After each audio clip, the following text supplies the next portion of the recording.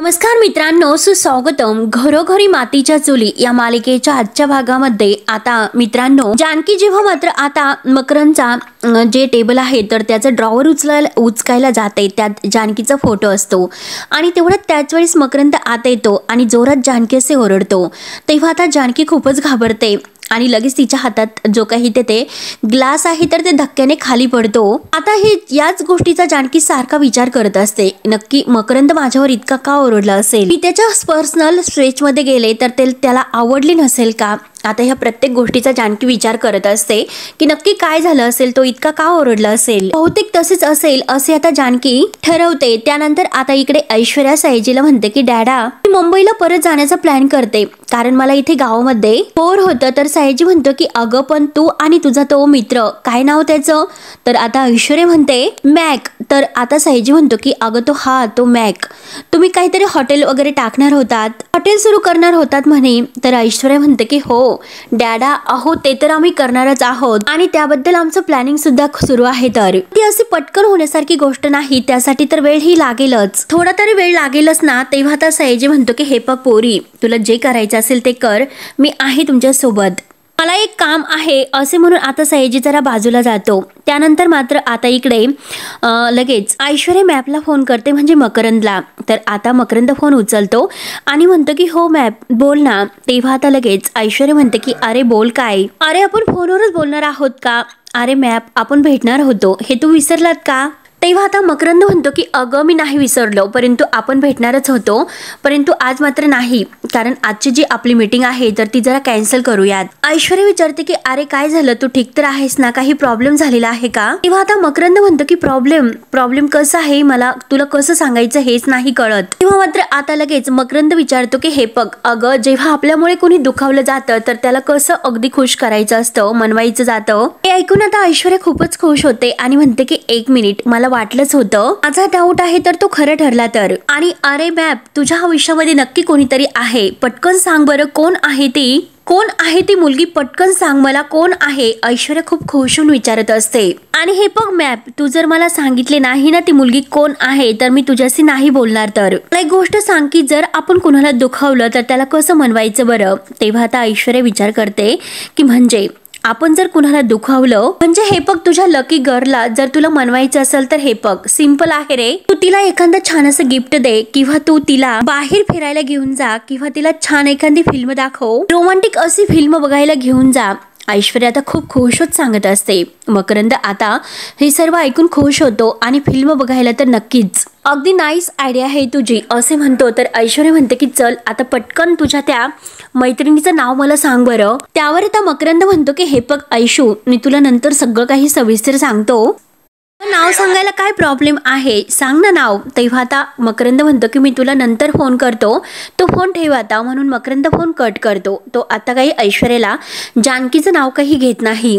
बरं ठीक आहे, ऐश्वर्या म्हणते की तू आता टाळाटाळ करतो तुझ्या या मैत्रिणीचं नाव सांगायला. तर मी सुद्धा नावाची ऐश्वर्या आहे, तुम्हाला सांग किंवा नको सांगू, पण तुझी लकी गर्ल कोण आहे आणि तिचं नाव काय आहे मात्र मी नक्की शोधून काढेल असे आता ऐश्वर्या खुश होत ठरवते. त्यानंतर आता इकडे जानकी ही बाहेर उभीच असते आणि तेवढ्यात मात्र तेथे आता हा मकरंद धावतच येतो. बाकीचे एम्प्लॉई सुद्धा तर तेथे असतात. तर आता सगळ्यांच्या समोर आता मकरंद जानकीला सॉरी असं म्हणतो, मी तुझ्यावर इतक्या जोरात ओरडलो आणि हे सर्व चुकीचं झाले. तर तेव्हा आता जानकी म्हणते की नो इट्स ओके. तर आता पुन्हा मकरंद तिला अडवतो आणि नाही म्हणतो, मनापासून खरंच सॉरी, मी तुझी माफी मागतो. आता जानकी इट्स ओके म्हटलेली असते. तर मकरंद म्हणतो की तू मनापासून म्हटलीस की उगाच आपलं इट्स ओके असं म्हणते. जानकी म्हणते की अरे खरं तर चूक माझीच आहे, मी तुझ्या पर्सनल स्पेसमध्ये यायला नको होतं. त्यावर आता मकरंद म्हणतो की प्लीज जानकी, तू आता पर्सनल अशा जे काही पेस वगैरे आहे त्या गोष्टी नको करूच, आणि खरं तर मला त्या अर्थाने तुझ्यावर ओरडायचं नव्हतं. तर जानकी विचारते की कशा अर्थाने तुला ओरडायचं होतं सांग ना. त्यावर त्या मकरंद लगेच म्हणतो, जेव्हा मी तुला बोललो तेव्हा बोलल्यानंतर माझ्या लक्षात आले की खरंच मी आता जास्तच ओरडलो, म्हणून इतकं रागवण्याचं काही कारण नव्हतं, तरी सुद्धा मी तुझ्यावर फारच चिडलो. आणि हे बघ जानकी, मला एक सांग, तुला आज संध्याकाळी वेळ आहे का. तर जानकी विचारते की कशाला. तेव्हा लगेच आता मकरंद म्हणतो की छान रेस्टॉरंट आहे, आपण डिनरसाठी गेलो असतो. जानकी म्हणते की काय डिनर, सोबत अरे मकरंद मी तुझ्याशी गोड बोलते याचा अर्थ मात्र तू अगदी वेगळा करू नकोस। आता जानकी खूपच भडकलेली असते। जानकी आता म्हणते की हे बघ तुझ्या ऑफिसमध्ये काम करण्यासाठी मला जर हे सर्व करावे लागत असेल तर मला ह्या ऑफिसमध्ये काम करणं शक्य नाही, तुझं हे काम मी सोडते। जानकीचा आवाज आता खूप भडकलेला असतो। सर्व एम्प्लॉई आता जानकी आणि मकरंद या दोघांकडे पाहत असतात। मकरंद आता त्याला इतका राग येतो पण तरी सुद्धा तो स्वतःचा राग आवरतो। जानकी आता सगळ्यांच्या समोर म्हणते की पुन्हा जर तुम्हाला असं विचारलं तर याद राहा गुड बॉय, मला हे काम नाही करायचं म्हणून जानकी आपली बॅग घेते आणि तेथून जायला निघते। मकरंद तिचा हात धरतो आणि तिला थांब असे म्हणतो तर जानकीला हात धरल्यानंतर इतका राग येतो। जानकी म्हणते की माझ्या हाताला अगदी स्पर्श करण्याची हिम्मतच कशी केली तू, म्हणून सनकने ती मकरंदच्या कानामागे देते। आता एक नाही दोन नाही तीन कानामागे देते आणि मकरंद आता स्वप्नातून बाहेर येतो। कारण आता जर आपण जानकीला फिल्म बघायला विचारलं डिनर बद्दल तर तेव्हा मात्र अशी परिस्थिती आता होईल की काय याची भीती मात्र मकरंदला वाटत असते आणि हे त्याचं स्वप्न असतं। तर तो आपल्या गालाला चोळून बघतो की खरंच जानकीने आपल्या कानामागे तर मारली नसेल ना, आणि परत तो विचारात पडतो की नाही हे असं करायला नकोय। जानकीला जर डायरेक्ट मी असं सिनेमाला जायचं असं विचारलं तर मोठा प्रॉब्लेम होईल, त्यापेक्षा विचारायलाच नकोय। आणि तेवढ्यात मात्र गणेश आहे तर तो याच्यासाठी चहा वगैरे घेऊन येतो। आता मकरंद हा गणेशला विचारतो की मुळशीमध्ये काही नवीन सिनेमा वगैरे आलेला आहे का, तर आता गणेश म्हणतो की हो, कारण माझा मित्र कालच मला सांगत होता की एक मराठी सिनेमा नवीन आलेला आहे। तर त्यावर आता मकरंद म्हणतो की अच्छा मग जाऊयात ना आपण। तर गणेश विचारतो की म्हणजे आपण म्हणजे मीच, तर आता मकरंद म्हणतो की संपूर्ण आता जो स्टाफ आहे ना आपला सगळेजण जाऊयात। तर अशी धमाल सुद्धा करायला पाहिजे, नाहीतर तुम्हीच म्हणताल की बॉस कसला खडूस आहे तर, आणि जाऊयात ना असे आता जेव्हा मकरंद म्हणतो तर गणेश म्हणतो की अहो सर मी एका पायावर अगदी रेडी आहे, फक्त मला घरी बायकोला कळवतो की आज उशिरा येतोय म्हणून। तर मकरंद म्हणतो की हो कळव, आणि तेथे मात्र सोबत आपले जे काही बसलेले आहे ना दिनेश, आता रश्मी आणि आता नवीन कोण आलेली आहे बरं त्या जानकीला सुद्धा सांग। तेव्हा आता गणेश म्हणतो की बरं ओके सर ठीक आहे। तर तेव्हा आता मकरंद लगेच खुश होतो, आपल्या हातातील कॉफीचा कप तो बाजूला ठेवतो। तेव्हा आता गणेश खुश होत मात्र सगळ्यांना सांगायला जातो। तर आता मकरंद आपल्या खुर्चीवर बसतो आणि आता तो विचार करत असतो आता मात्र माझा प्रॉब्लेम सॉल्व्ह झाला, म्हणजे जानकीला सुद्धा आता मला एकट्याने विचारायची हिंमत तर नव्हतीच आणि आता विचारावं सुद्धा लागणार नाही। तर आणि सगळ्यांच्या समोर मात्र आता विचारलं तर ती नाही सुद्धा म्हणू शकणार नाही। तर आणि हे बघ जानकी आपण दोघे मात्र बाजूला बसून आता सिनेमा बघूयात। तर त्यानंतर आता जानकी तिचं काम आटोपते आणि दक्ष मॅडमला काही पेपर्स दाखवते की हे रेडी केलेले आहेत आणि हे जे काही केलं तर रश्मीशी डिस्कस करून मी केलेलं आहे। तर त्यावर आता दक्ष मॅडम म्हणतात की ठीक आहे। तर त्यानंतर आता तेथे गणेश येतो आणि गणेश जानकीला म्हणतो की जानकी मॅडम अहो सर म्हणत होते की आपण सिनेमाला जायचं। तर जानकी म्हणते की काय सिनेमा, तर मकरंद बाहेर येतो आणि म्हणतो की यस सिनेमाला जाऊयात ना आपण। तेव्हा आता जानकी पुन्हा मकरंदला विचारते की खरंच सिनेमाला जायचं का, आणि आता जानकीने कामाचं काही विचारल्यानंतर आता काम होतच राहिलं असे मकरंद म्हणजे उत्तर देतो आणि म्हणतो की हे बघ नेहमी मात्र आता माझ्या स्टाफला असं सिनेमा बघायला घेऊन जात असतो, विचारतो यांना हो की नाही रे। तेव्हा आता सर्वजण स्टाफ तर हो असं म्हणतात। तेव्हा आता जानकी म्हणते की काय सगळे, आणि हे बघा खरं तर आज ऑफिसमधील माझा पहिला दिवस आहे, जे काम तुम्ही मला दिले होते आणि दिलेलं काम सुद्धा माझं पूर्ण झालेलं नाही। तेव्हा आता लगेच रश्मी म्हणते की जानकी अगं इतका कशाला विचार करते, सर नेहमी आम्हाला सिनेमा बघायला घेऊन जातात, अगं मग आज सुद्धा तसेच जाऊयात। तर जानकी विचारते की काय बोलतेस रश्मी, आपण सगळेच जाणार आहोत का, तर मकरंद म्हणतो की हो आपण सगळे जाणार आहोत। तर मकरंद पुढे म्हणतो की अगं तुला ह्याच गोष्टीची काळजी असेल की रात्री येण्यासाठी उशीर होईल, परंतु रात्री वगैरे उशीर नाही होणार, आपण लवकरात लवकर घरी येऊयात। तेव्हा आता जानकी म्हणते की अहो पण सगळ्यांसाठी तिकीट, आणि ऐन वेळेस मात्र आता तिकीट इतक्या सर्वांसाठी कसं मिळणार, तर आता मकरंद म्हणतो की त्याची काळजी तू करू नकोस जानकी। तेव्हा आता जानकी सिनेमाला जायला तयार होते। त्यानंतर आता इकडे थिएटरमध्ये आता ऋषिकेशने केलेल्या प्लॅननुसार आता मात्र अगदी गर्दी लागलेली असते आणि तो पण आता सिनेमा अगदी सयाजीरावाच्या हद्दीतच सुरू केलेला असतो। तेव्हा आता लगेच मकरंद तेथे येतो आणि मकरंदचे सगळे काही स्टाफ सुद्धा आता तेथे सिनेमा बघायला आलेले असतात। आता सारंग म्हणतो की बघ ना दादा, अरे किती लाईन लागलेली आहे, किती गर्दी ती। तर आता ऋषिकेश खुश होत म्हणतो की अरे मग सारंग सिनेमा कोणी आणलेला आहे, तर सारंग खुशच म्हणतो की हो, तू इथे सिनेमा लावला ही बातमी मात्र गावात वाऱ्यासारखी पसरलेली आहे. तर आता ऋषिकेश म्हणतो की अरे सारंग, आपण रणदेवे आहोत आणि रणदेव्याची इतका मोठा कोणताही ब्रँड ह्या मुळशी गावात नाही. तर सारंग म्हणतो की अरे तू एकदम खरं बोललात. तर मकरंद, जानकी हे सगळेजण आता तिथे फिल्म बघायला आत येतात. तेव्हा आता मकरंद उभा असतो. मकरंद विचार करत असतो की मला तर 9 तिकीट हवी आहे आणि इथे मात्र एक तिकीट मिळणं आता अवघड आहे, मुश्किल आहे, कारण गर्दी तर खूप असते. सगळ्या स्टाफला तर आणलेला आहे सिनेमा बघण्यासाठी, बहुतेक मात्र आज मी तोंडावर पडणार. तर म्हणून आता मकरंदला भीती वाटते. आता ऋषिकेश मात्र मकरंदकडे बघत असतो की कसला तरी हा माणूस विचार करतोय. म्हणून सारंग आणि ऋषिकेश मात्र लगेच मकरंद जवळ येतात. तेव्हा आता लगेच मकरंद हा विचारच करत असतो. तर आता ऋषिकेश त्याला विचारतो की एक्सक्यूज मी, ही गर्दी बघून मात्र तुम्ही अगदी खुश नाही दिसत. तेव्हा आता लगेच मकरंद म्हणतो की सिनेमा बघायला आलेला बघून आता इतकी गर्दी झालेली आहे, हे बघून मात्र खुश थोडाच होणार आहे का मी. तेव्हा मात्र आता ऋषिकेश म्हणतो की पण ज्याने हा कोणी सिनेमा लावलेला आहे तर त्याला सुद्धा कोणी दुःखी नाही बघू शकत. तर तेव्हा आता तुम्हाला किती तिकीट हवं आहे असं तो विचारतो. तर मकरंद त्याच्याकडे पाहतो आणि तुम्ही हा सिनेमा लावलेला आहे का असं विचारतो. सारंग म्हणतो की हो हो, मग तर माझ्या भावाने हा सिनेमा आणलेला आहे. तर तेव्हा आता ऋषिकेश म्हणतो की पटकन सांगा तुम्हाला किती तिकीट हवी आहेत, नाहीतर खूप गर्दी होईल. तेव्हा आता मकरंद म्हणतो की 9 तिकीट्स हवी आहेत. ऋषिकेश विचारतो की कोणत्या शोची. तेव्हा आता मकरंद म्हणतो की आता जो शो सुरू होणार आहे त्याची. तर सारंग म्हणतो की काय, आता होणाऱ्या शोची. आयत्या वेळी मात्र आता इतकी तिकीट आहे ती कशी मिळतील, कारण गर्दी तर खूप आहे, हाऊसफुल आहे एकदम. त्यावर आता मकरंद पुढे म्हणतो की हे बघा, मी माझ्या ऑफिसमधील आता सर्व स्टाफला सिनेमा बघायला घेऊन आलेला आहोत आणि आता मात्र तिकीट नाही मिळाली तर मात्र खूप गडबड होईल. तेव्हा आता लगेच ऋषिकेश त्याला विचारतो की कसली म्हणजे कंपनी आहे तुमची. तर आता मकरंद सांगतो की माझी जी इव्हेंट मॅनेजमेंटची कंपनी आहे माझी, MK इंडस्ट्रीज, आणि जर तुम्हाला कुठला इव्हेंट करायचा असेल तर प्लीज तुम्ही माझ्याशी कॉन्टॅक्ट करा. म्हणून आता तो त्याचा जो काही कॉन्टॅक्ट नंबर आहे तर तो मात्र ऋषिकेशला देतो. त्यावर आता ऋषिकेश म्हणतो की ठीक आहे आणि सारंगला म्हणतो की साहेबांसाठी तू मात्र आता 9 तिकीट अरेंज कर. तर आता मकरंद म्हणतो की माझं नाव साहेब नाही तर मकरंद आहे. तेव्हा आता ऋषिकेश हसतो आणि ठीक आहे असे मकरंद म्हणतो.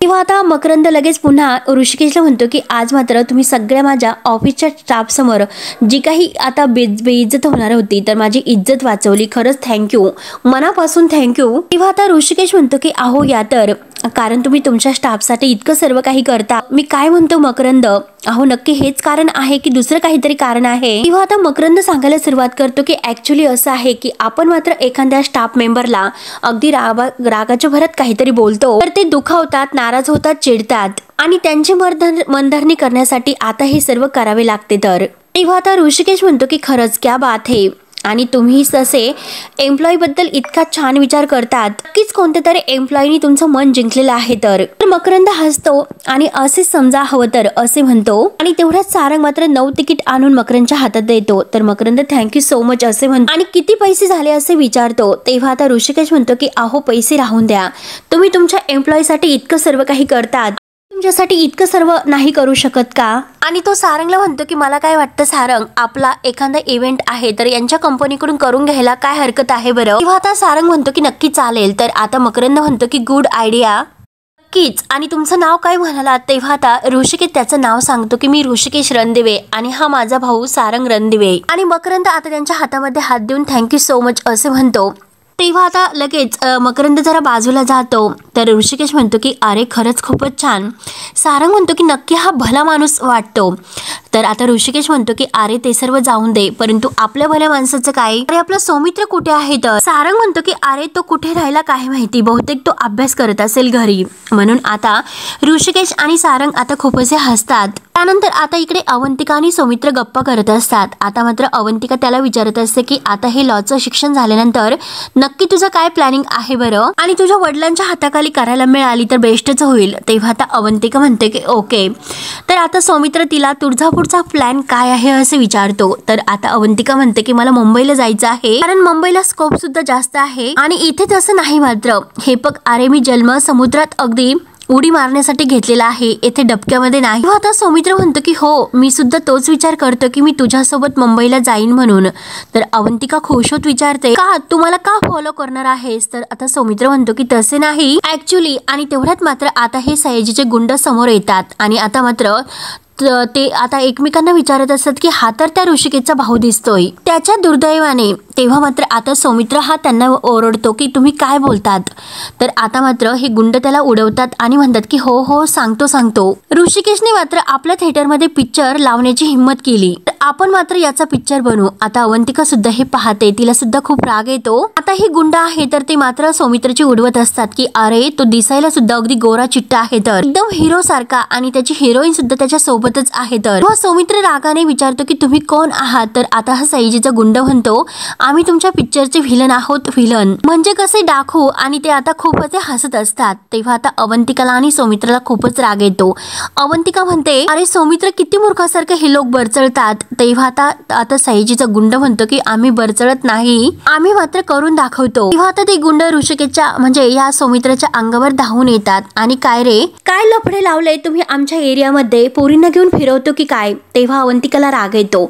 अवंतिका म्हणते की तसे काही नाही, तुम्ही का असे ओरडतात, काहीतरी काय बोलतात तुम्ही, नॉनसेन्स कुठले? तेव्हा मात्र आता तो गुंड अवंतिकाला म्हणतो की तू गप राहा। तर सौमित्र म्हणतो की हे बघ तिला काही बोलायचं नाही। तेव्हा आता ती गुंड अवंतिकाची सुद्धा उडवत असतात, तर सौमित्र मात्र अवंतिकाला आपल्या मागे घेतो आणि त्या गुंडावर धावून जातो। तेव्हा आता दुसरा गुंड आहे तर सौमित्रच्या अंगावर धावून येतो। सौमित्र सनकने एक त्याच्या कानामागे देतो, तर आता तो दुसरा लगेच आता सौमित्रला मारायला येतो। सौमित्रला सुद्धा मारतात आणि सौमित्र सुद्धा त्यांना खूप मारतो। आता मात्र सौमित्राने त्या दोन्ही गुंडाला अगदी चांगलंच मार दिलेला असतो, परंतु त्यातील एक गुंड लगेच अवंतिकाला पकडतो आणि तिच्या मानेला सुरा लावतो आणि तुझा हिरा माझ्या खिशात आहे असे धमकावतो। तेव्हा आता सौमित्र ह्या गुंडांना सोडून देतो आणि म्हणतो की हे बघ तू तिला सोडून दे, मी काही करत नाही। तर तेव्हा आता ते गुंड म्हणतात की आम्ही आता तुझ्या हिऱ्याला पकडलं, मग तुला सुद्धा काहीतरी करावे लागेल। अवंतिकाला मारण्याची धमकी देऊन सौमित्रकडून बरंचसं काही करून घेतात। आता त्याला ओट्यावर चढवतात, दुसऱ्या गुंडाला गाणं लावायला सांगतो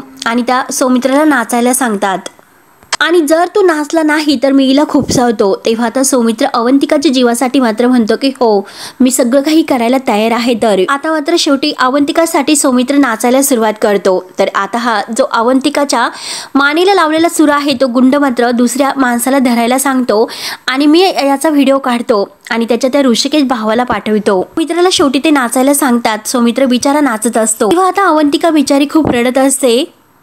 तेव्हा ते गुंड आता ओरडतात आपण याचा पिक्चर नाही बनवायचं तर तमाशा बनवायचा। त्यानंतर आता जानकी इकडे थिएटरमध्ये येते आणि आता मकरंद खूप खुश होतो। आता पॉपकॉर्न खायला घेतात। तेव्हा आता जानकी मकरंदला विचारते की मकरंद ऍक्च्युली सिनेमा लवकर संपेल ना, कारण मला घरी वेळेत परत जायचं आहे, नाहीतर प्रॉब्लेम होईल। तेव्हा मकरंद म्हणतो की अगं तू काळजी करू नकोस, आता सिनेमा सुद्धा लवकरच संपेल आणि तू सुद्धा घरी लवकरच पोहोचशील, पॉपकॉर्न खा आणि एन्जॉय कर। तर आता जानकी थँक्यू असं म्हणते। आता जानकी खुश होत बाजूला जात असते आणि तेवढ्यात आता तिचं लक्ष समोर असते आणि समोरून मात्र आता ऋषिकेश येतो आणि ऋषिकेशचा आणि तिचा एकमेकांना धक्का लागून तिच्या हातातील पॉपकॉर्न आहे ते सर्व ऋषिकेशच्या अंगावर सांडतात। आता दोघे एकमेकांकडे बघतात तर काय, आता दोघांनाही धक्काच बसतो। आता दोघे एकमेकांना म्हणतात की काय तू? तर जानकी म्हणते की हो तू इथे कसा? ऋषिकेश तिच्या अंगावर धावून येतो आणि म्हणतो की जत्रेवाली आता माझी पूर्ण खात्री झालेली आहे की तुला दिसत नाही म्हणून। तेव्हा आता जानकी सुद्धा चिडून त्याच्या अंगावर येते आणि म्हणते की हो मला सुद्धा आता पूर्ण खात्री झालेली आहे की तू मुद्दाम माझ्या अंगावर येतोस।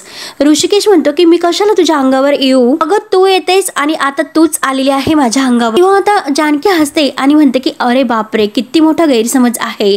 आता सगळा स्टाफ आता ह्या दोघांकडे पाहत असतो। जानकी विचारते की हे थिएटर तुझ्या मालकीचं आहे का? नाही ना, मग मी कुठेही जाऊ शकते, इथे तिथे कुठेही जाऊ शकते। आता ऋषिकेश म्हणतो की जाऊ शकते तू कुठेही जा, परंतु माझ्या डोळ्यासमोर मात्र येऊ नकोस, हे मी तुला सांगितलं होतं। तर जानकी म्हणते की तू आलास, ऋषिकेश म्हणतो की मी नाही तर तू आलीस। मकरंद आता जानकीला म्हणतो की शांत हो बरं जानकी। आता मात्र ऋषिकेश म्हणतो की एक मिनिट मकरंद, अरे ही तुमची स्टाफ मेंबर आहे का? मकरंद म्हणतो की हो। तर ऋषिकेश हसतो आणि म्हणतो की अरे हिचा प्रॉब्लेम काय आहे तुला माहिती आहे का? कुणाला सुद्धा धडकते आणि स्वतः मात्र ओरडते। मला एक गोष्ट सांगा, तुम्ही हिचा इंटरव्ह्यू घेतला तेव्हा हिला चालायला सांगितले नव्हते का? कारण हिला चालायला सांगायला हवं होतं, कारण हिच्या पायामध्ये प्राणच नाहीत, ही कोणालाही येते आणि धडकते। तर जानकी म्हणते की अरे मी फक्त म्हणजे धडपडण्याचा क्लास नाही तर तू केलेला आहे, म्हणजे ते बघ कुणालाही न बोलता चालता तू धडक देत असतो, तू कोर्स केला असेल कागदी विमान दुसऱ्याच्या अंगावर उडवण्याचा. आता जानकी ही त्याच्यावर खूप भडकते की गप्प बस. तर आता ऋषिकेश म्हणतो की तू गप्प बस.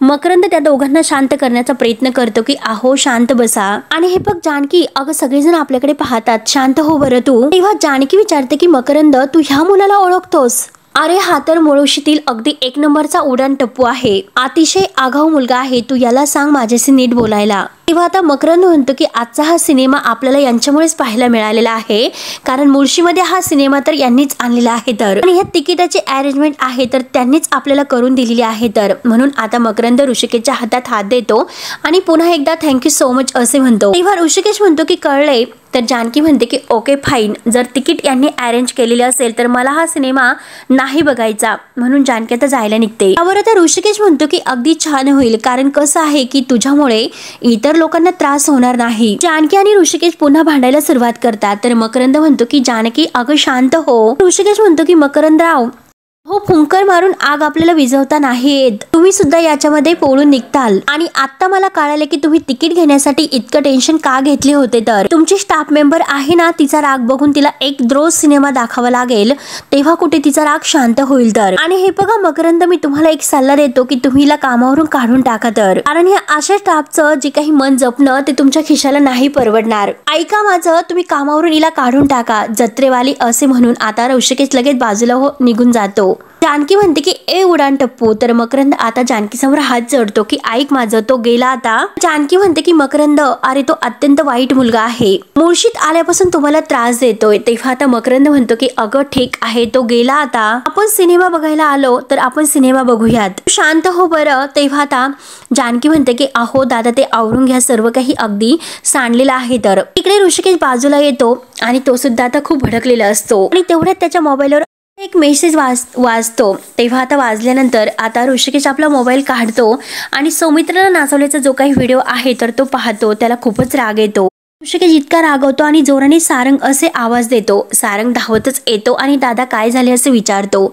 तर आता ऋषिकेश म्हणतो की त्या सयाजीने मात्र त्याने पाळलेल्या कुत्र्यांची बहुतेक अगदी जगण्याची इच्छा केलेली आहे, म्हणून ते लगेच आता तिकडे जायला निघतात. तिकडे ते गुंड आता सौमित्राला नाचवत असतात आणि अवंतिका खूप रडत असते आणि तेवढ्यात ऋषिकेश आणि सारंग तेथे येतात. गाडीवर असतानाच आता ऋषिकेश एक लात त्या गुंडाच्या पाठीत देतो आणि त्याला थोबाडावर आपटतो. ऋषिकेश हेल्मेट काढतो आणि सारंगच्या हातात फेकतो.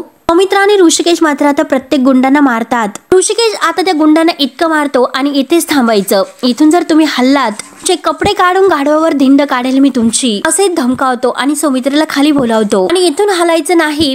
आता सौमित्राला म्हणतो की तू ठीक आहे ना. तर सौमित्र म्हणतो की हो. ऋषिकेश आता अवंतिकाला सौमित्राला घरी सोडवायला सांगतो. तेव्हा आता ऋषिकेश पुन्हा हसतो आणि सौमित्राला विचारतो की काय रे ही कोण आहे. तेव्हा सारंग म्हणतो की मी सांगू का. सौमित्र म्हणतो की माझी मैत्रीण आहे. तेव्हा ऋषिकेश हसतो आणि म्हणतो की मैत्रीण आहे परंतु तिला नाव तर असेल. आता सारंग आणि अवंतिका दोघेही आता एका बरोबरच म्हणतात की अवंतिका. तर ऋषिकेश हसतो आणि तुला कसं माहिती असे सारंगला विचारतो. आता मात्र तो अवंतिकाला म्हणतो की हा माझा ऋषिकेश दादा मोठा भाऊ. तेव्हा आता अवंतिका म्हणते की हाय ऋषिकेश दादा. तर सारंग म्हणतो की मी सारंग त्याचा छोटा भाऊ. तेव्हा आता अवंतिका सारंगला हाय करते. तर आता ऋषिकेश विचारतो की अवंतिका तू ठीक तर आहे ना. तर अवंतिका म्हणते की हो दादा. तर ऋषिकेश म्हणतो की सौमित्र तू एक काम कर, माझी गाडी घे आणि हिला घरी सोडू नये बरं. तेव्हा आता ऋषिकेश हसतो. तर मित्रांनो हा भाग येथे संपतो. पुढील भागामध्ये आता मात्र जानकीच्या मागे गुंड लागलेले असतात. आता रात्र खूप झालेली असते. जानकी धावतच वाचवा करत आलेली असते. ऋषिकेश मात्र आता बाईकवर बसलेला असतो. आता जानकी त्याच्याजवळ येते आणि वाचवा माझ्या मागे गुंडे लागलेले आहे असे म्हणते. तेव्हा आता मी एकटी आहे असं सुद्धा म्हणते. तर ऋषिकेश म्हणतो की अगं हाच तर तुझा प्रॉब्लेम आहे, तू कुठे एकटी असते, तुझ्यासोबत तुझी हिंमत असते. आता पायातील चप्पल काढ आणि तुझ्या अगदी हिमतेने मात्र तू त्याचं थोबाड फोड. आणि आता मात्र जानकी आपल्या पायातील चप्पल काढते आणि त्या गुंडाला चांगलं वाजवते. तर आता ऋषिकेश शिट्ट्या वाजवतो आणि म्हणतो की पुढच्या वेळेस मात्र वाट बघू नको तर वाट लावू असे बोलून आता ऋषिकेश जानकीला बाईकवरून घेऊन येतो आणि आता कुठे दोघांची मैत्री सुरू होते. तर मित्रांनो पुढे काय होईल हे बघण्यासाठी आपल्या चॅनलला नक्की सबस्क्राईब करत राहा. धन्यवाद.